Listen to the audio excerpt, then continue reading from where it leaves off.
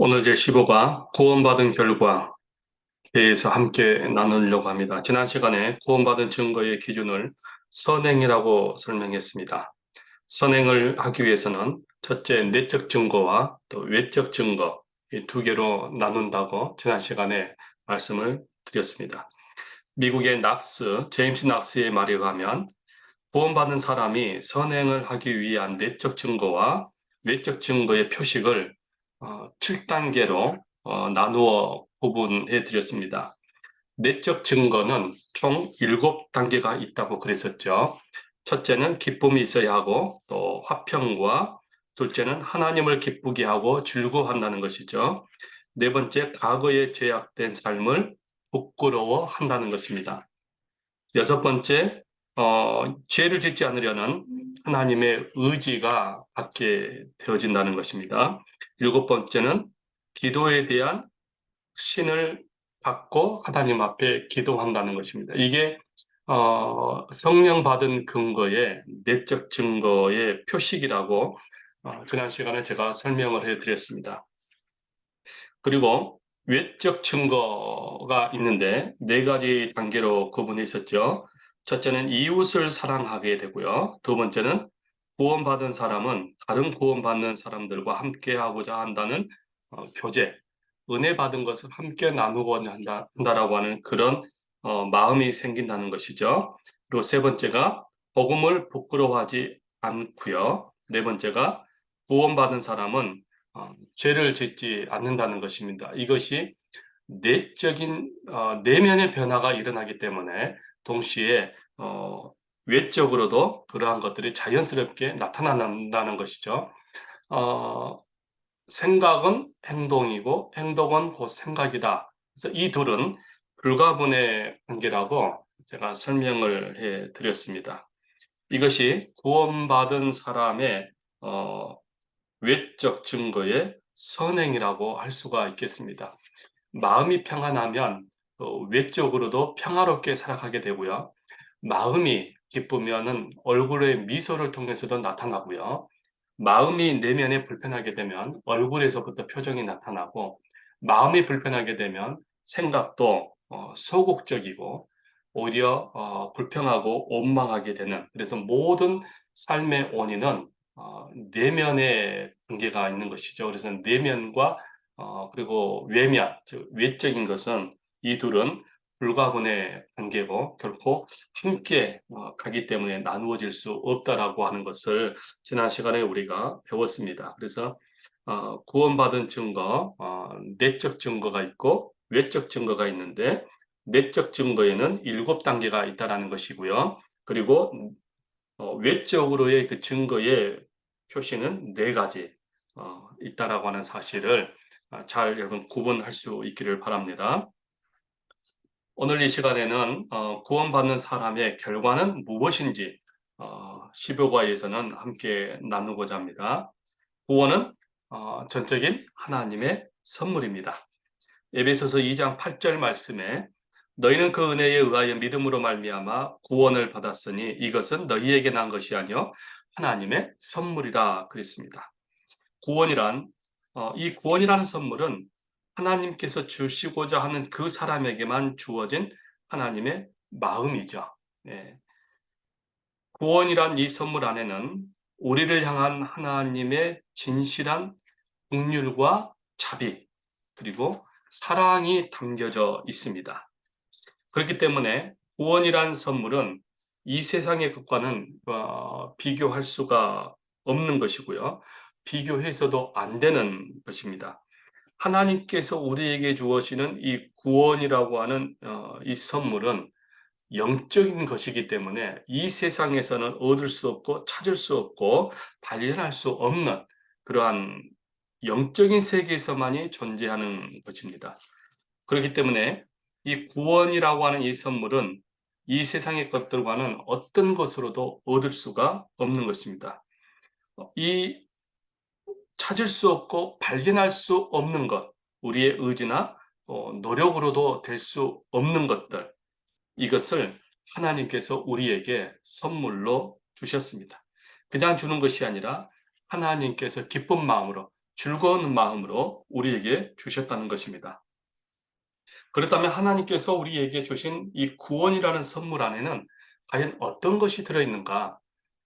하나님이 우리에게 주시는 그 선물은 결코 빈 상자로, 다시 말하면 알맹이가 없는 것으로 우리에게 주지는 않았을 겁니다. 반드시 그 선물 안에는, 그 은혜라고 하는, 구원이라고 하는 선물 안에는 반드시 내용이 있습니다. 그 내용은 하나님의 마음으로 드려진, 하나님의 마음을 담아서 드려진, 우리에게 주어진 그러한 선물들입니다. 선물이 하나가 아닙니다. 선물들, 다양한 선물들이 우리에게 드려 담아서 우리에게 하나님께서 주신 것입니다. 그게 첫째는 제사함 또는 속죄함이라고 하는 구원의 선물이 상자 안에, 구원이라고 하는 이 박스 안에가 들어져 있습니다. 지난 시간에 우리가 속죄함과 제사함은 어떤 것인지 우리가 설명을 그때 제가 여러분들에게 해 드렸습니다. 속죄함과 또는 그 제사함, 이런 것들이 같은 의미로도 이해가 되지만 실상은 엄밀히 따지면 구분되어져 있습니다. 속죄함은 헬라어로 카탈라게라, 이렇게 강의 안에도 여러분들 있을 텐데요. 카탈라게입니다. 뜻은 덮는다, 허물을 제거하다, 화해하다, 화목하다라고 하는 뜻입니다. 죄로 인하여서 하나님과의 관계가 갈라지고 끊어지고 자녀의 특권이 무너진, 하나님과 우리와의 관계가 불편하였는데 예수 그리스도의 그 피로 말미암아서 우리를 덮어버렸고, 그리고 우리의 허물을 제거해 버렸고, 그리고 하나님과의 관계가 예수의 피로 말미암아서 화목되어졌다는 것입니다. 이것이 속죄함, 카탈라게입니다. 우리의 모든 과거와 현재와 미래의 모든 죄를 예수 그리스도께서 청산했다는 것입니다. 하나님께서 모든 것들을 다 걷어 가셨다는 것입니다. 그리고 두 번째가 제사함입니다. 아페시스, 면제받다, 완전한 자유를 얻다라는 그런 뜻의 말로서 마가복음 2장 5절에서 12절에 중풍병자의 사건을 통해서 예수님께서 너희 죄가 사하여졌다, 너희 죄가 면제받았다, 너는 이제는 안전한 자유인이다 라고 하는 의미에서 아페시스를 마태복음에서 주님이 사용하셨습니다. 병자, 중풍병자에게 하는 주님의 그 캐리그마적인 선포적 메시지죠. 이게 바로 제사함입니다.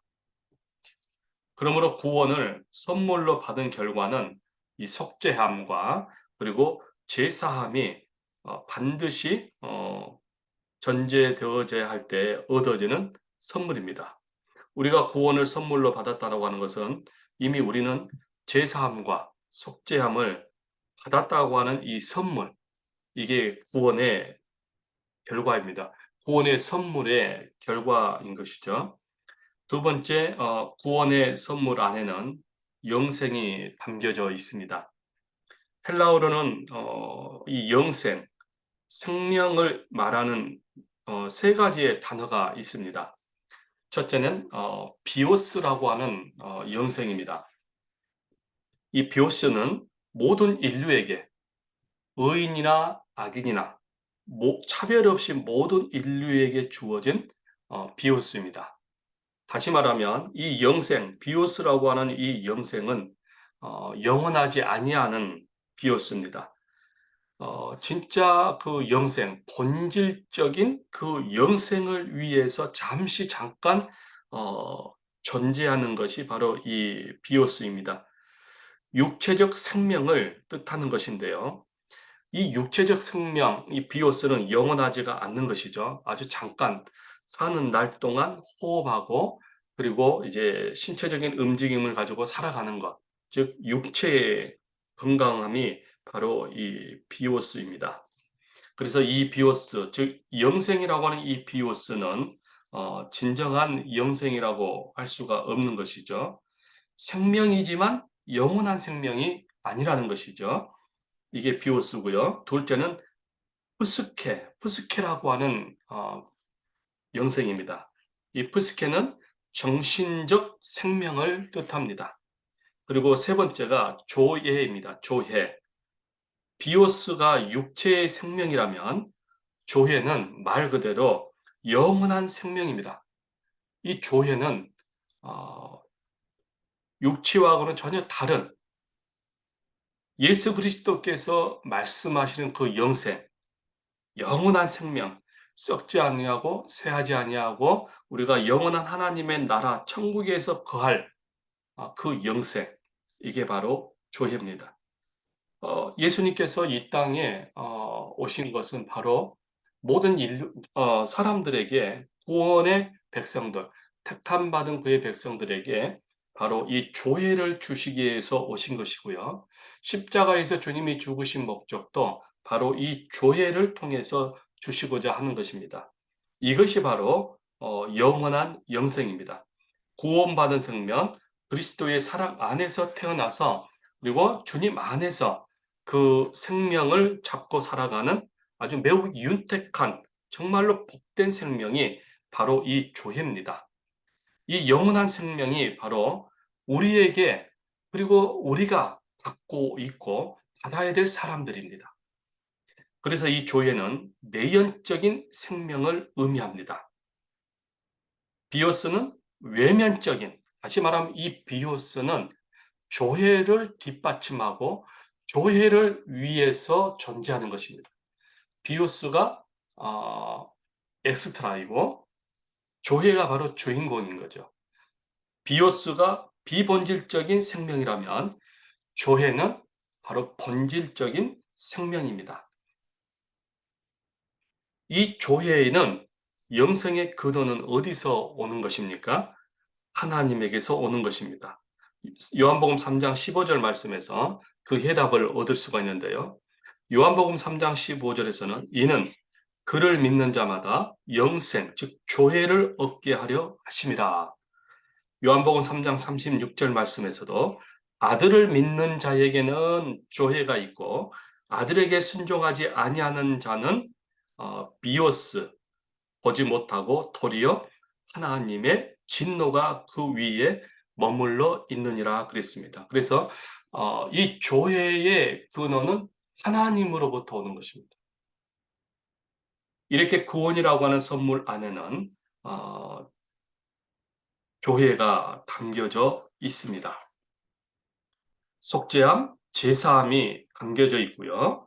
그리고 조회라고 하는 영생이 담겨져 있습니다.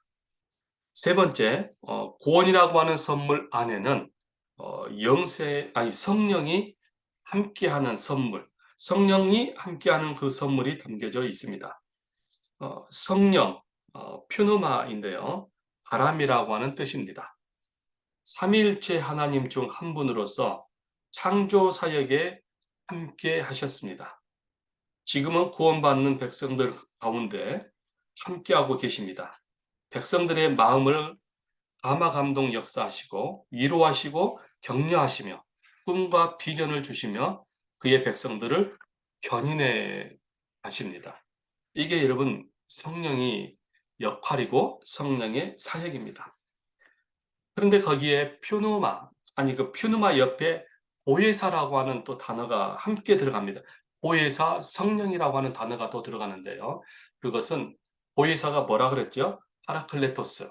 이 파라클레토스는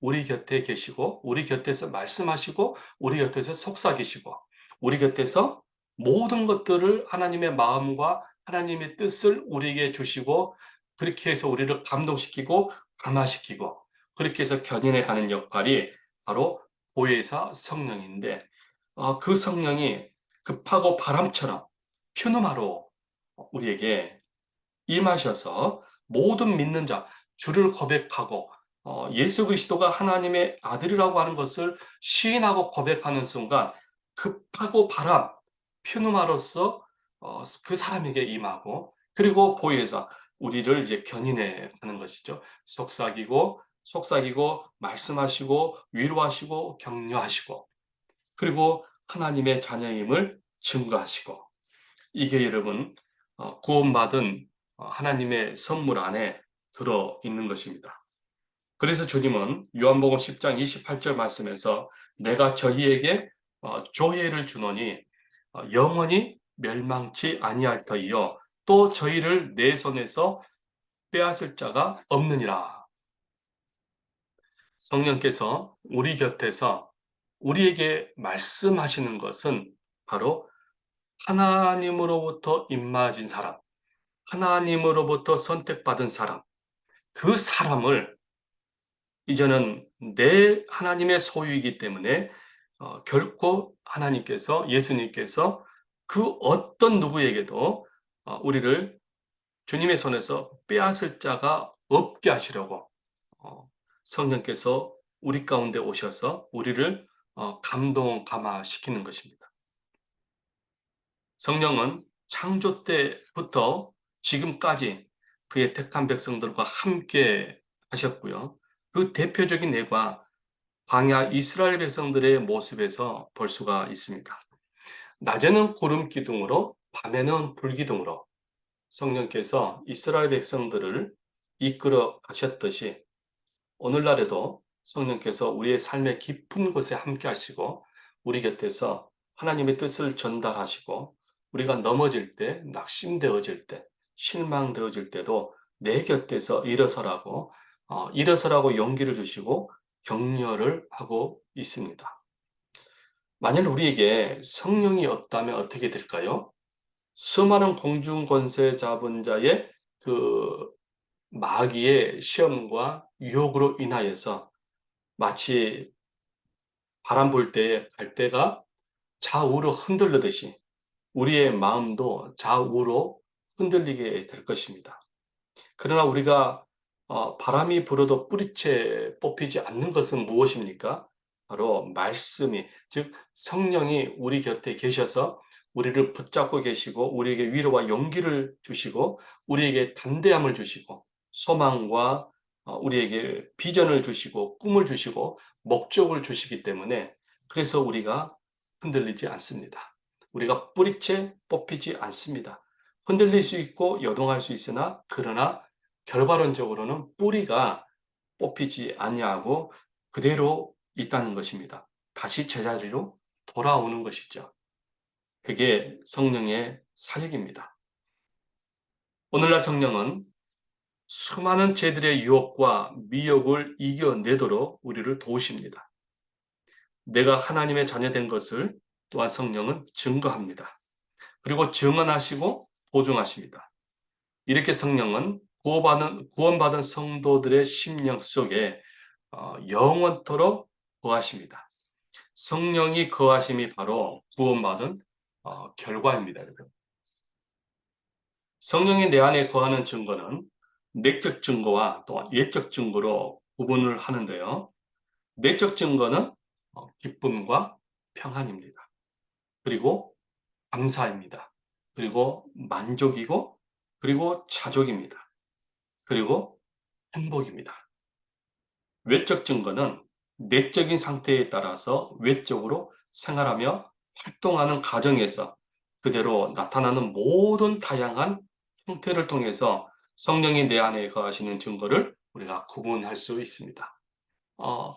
내 마음이 기쁘고 내 마음이 행복하고 내 마음이 즐거우면 우리가 생활을 통해서 그것들이 그대로 흘러나간다는 것입니다. 감사를 할 수 있는 사람은 돈의 어떤 액수가 아니죠. 감사하는 만큼 주님 앞에 드릴 수가 있는 것입니다. 감사는 불평과 원망을 쫓아냅니다. 그러나 감사를 잊어버리는 순간에 그 안에 불평과 원망과 짜증이 그 마음에 자리를 잡습니다. 마귀는 오늘날에도 우리 가운데서 우리의 심령 속에 우리 곁에서 끊임없이 우리에게 속삭입니다. 불평하고 원망하도록 감사를 잃어버리도록 계속해서 마귀는 우리에게 역사합니다. 이스라엘의 그 공동체 안에 그들이 불평하고 원망했던 이유가 뭘까요? 그 안에 잡속이라고 하는 마귀가 있었습니다. 그 잡속들이 하나님의 그 초자연적인 그 능력을 보았음에도 불구하고 그들 안에 감사가 없음으로 인하여서 그들의 군중 심리에 의해서 이스라엘이 하나님께 대적합니다. 불평하고 원망하고. 그런데 그 안에 그 원인이 누구냐는 거죠. 그게 바로 잡속이라고 그랬습니다. 마귀가 바로 그 잡속입니다. 마귀가 우리 안에 몰래 아주 잔잔히 들어와서 우리를 충동질합니다. 그래서 감사를 빼앗아 버립니다. 감사를 빼앗는 순간 이스라엘 백성들이 하나님을 대적했고 모세를 대적했던 것처럼 우리로 하여금 하나님을 대적하게 만들고 하나님을 불평하게 만드는 것입니다. 그럴 때 하나님의 마음은 얼마나 마음이 아플까요? 그럴 때 박수치는 유일한 존재가 마귀입니다.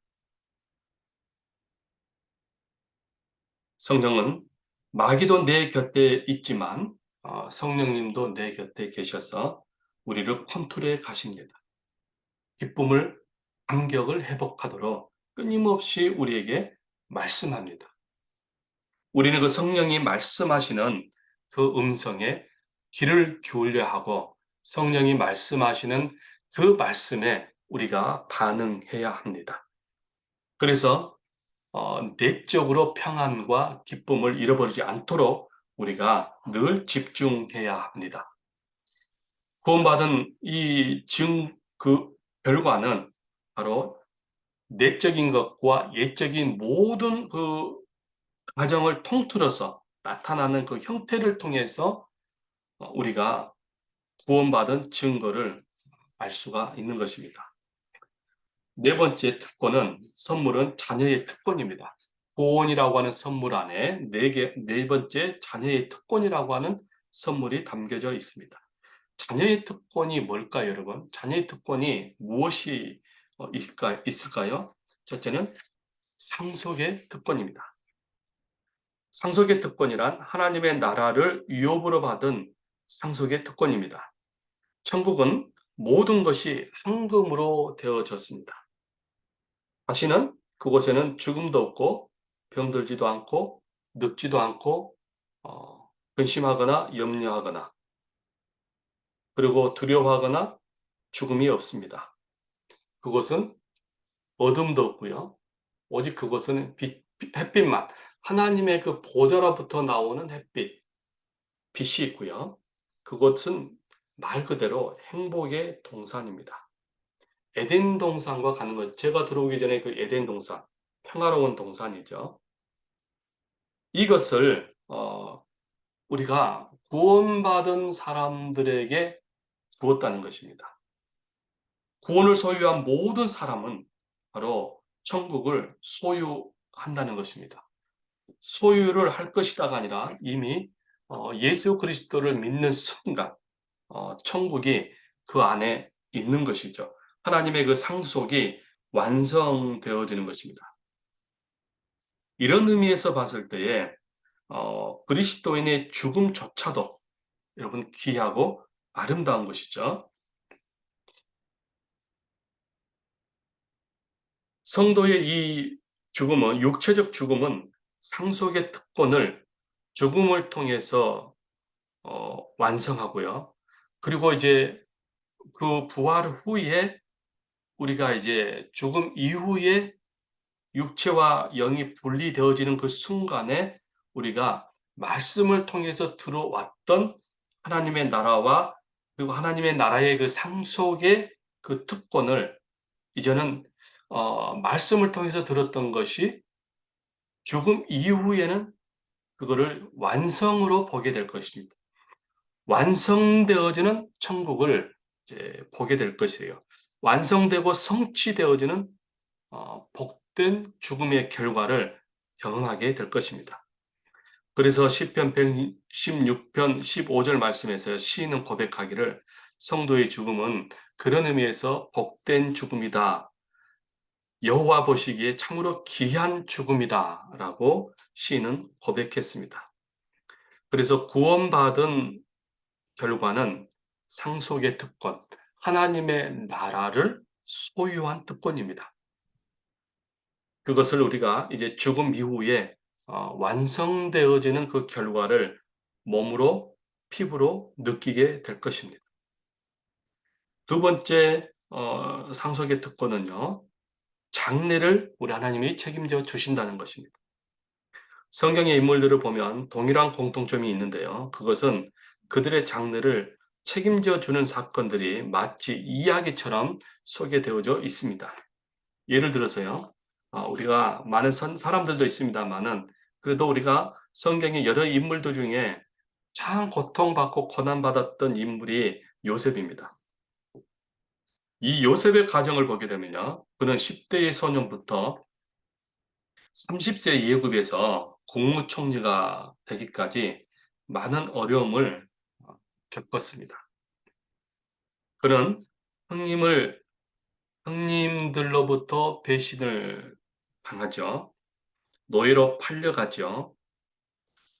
그런데 그가 그런 배신을 받았던 미움을 원망과 미움이 가득 찼던 그 요셉의 마음속에 형님들을 만나자 그가 오히려 그들을 사랑하고 그들을 불쌍히 여기면서 창세기 45장 7절하고 8절 말씀에서 이런 엄청난 아름다운 고백을 합니다.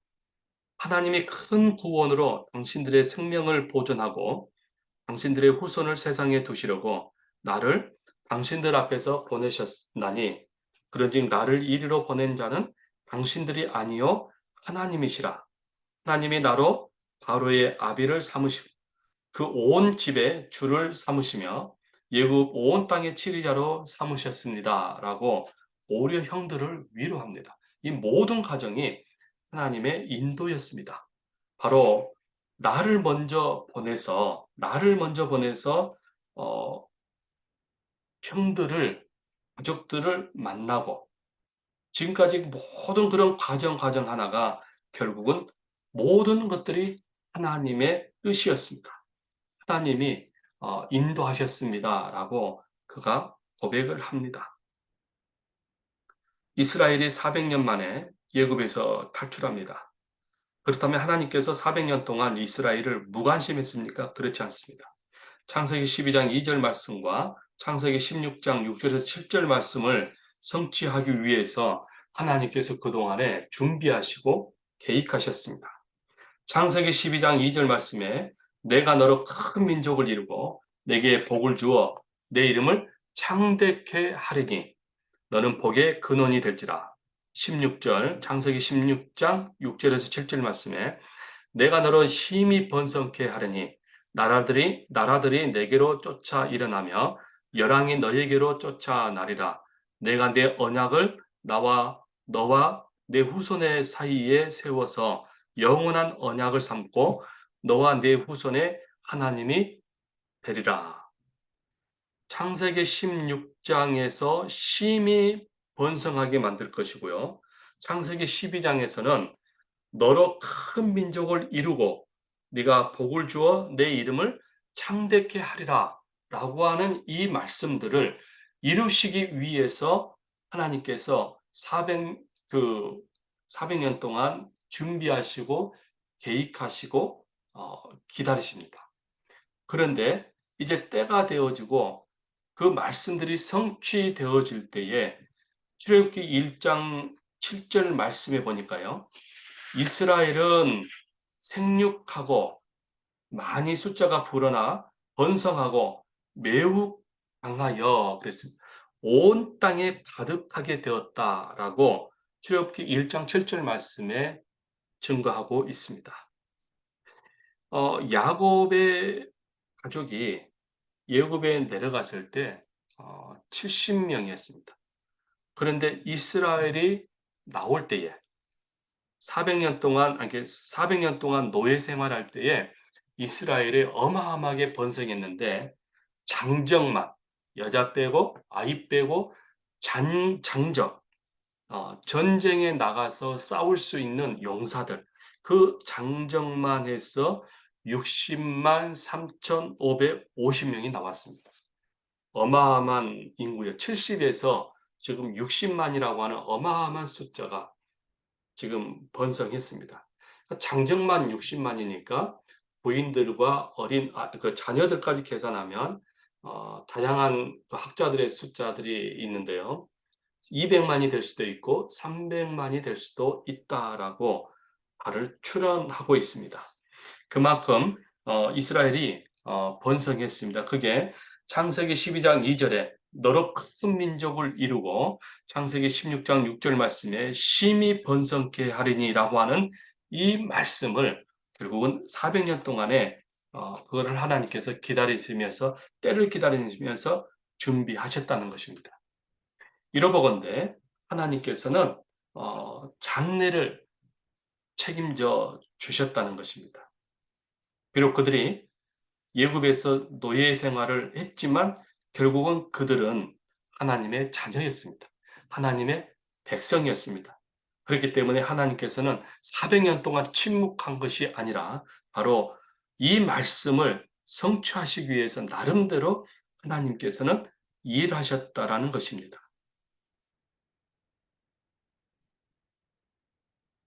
그리고 거기서 멈추는 게 아닙니다.